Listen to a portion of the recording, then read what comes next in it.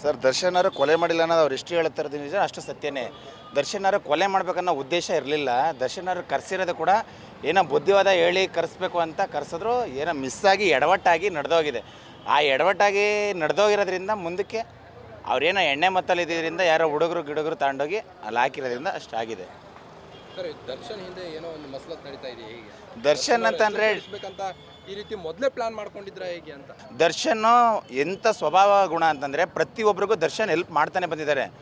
ದರ್ಶನ್ ಹೊಡಿಬೇಕು ತುಳಿಬೇಕು ಮಾಡಬೇಕು ಅಂತಂದರೆ ದರ್ಶನ್ ಇರೋ ಬಾಡಿಗೆ ಆ ರೇಣುಕಾ ಸ್ವಾಮಿ ಒಂದು ಕಿರ್ಬೆಳ್ಗೂ ಅಲ್ಲ, ಅವ್ನಿಗೆ 17 ಜನ ಬೇಕಾ ಹೊಡಿಯೋಕ್ಕೆ, 17 ಜನ ಬೇಕಾ ಹೊಡಿಯೋಕ್ಕೆ.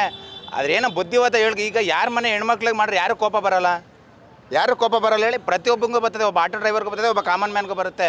ಅದೇ ಥರ ಅವ್ನು ಮಾಡಿ 4 ಫೇಕ್ ಅಕೌಂಟ್ ಕ್ರಿಯೇಟ್ ಮಾಡಿ ಮಾಡ್ತಾ ಇರುವಾಗ ಕರೆಸೋದ್ರ ಬುದ್ಧಿವಾದ ಹೇಳಿ ಕಳಿಸಿ ಕೊನೆಗೂ ಅವರು ದರ್ಶನ್ ಹೊಡೆದ್ಬಿಟ್ಟು ಡೇಟಾ ಹೇಳ್ಬಿಟ್ಟು ಹೋಗೋರು ಏನಂತ ಕಾಸು ಕೊಟ್ಟು ಊಟ ಗಿಟ ಕೊಟ್ಟು ಕಳಿಸ್ಬಿಟ್ಟು ಹೋಗಿ ಅಂತ ಹೇಳೋರೆ.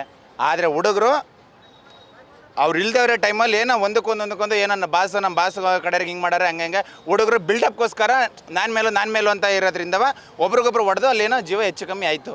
ಹಂಗಾಗಿದ್ರಿಂದ ಅದು ಏನೋ ಒಂದಕ್ಕೊಂದು ಇವು ಪ್ರಪಂಚದಲ್ಲಿ ಕೊಲೆನೇ ಆಗಿಲ್ವಾ? ಇನ್ನು ಸತ್ತಿರೋನೇನು ಮಹಾತ್ಮ ಗಾಂಧಿನ ಕೊಲೆನೇ ಆಗಿಲ್ವಾ ಬೆಂಗಳೂರಲ್ಲಿ? ಪ್ರತಿದಿನ ನಡೀತಾವೆ ಇವತ್ತೆಲ್ಲ. ರಾಜಕೀಯದವರು ಪೊಲಿಟಿಕ್ಸ್ ಪ್ರತಿಯೊಬ್ಬರೆಲ್ಲ ತುಳಿದ್ಬಿಟ್ಟೆ ಎಲ್ಲರನ್ನ ಕೊಲೆ ಮಾಡೇ ಎಲ್ಲರೂ ಈ ಮಟ್ಟಕ್ಕೆ ಬರ್ತಾರೆ.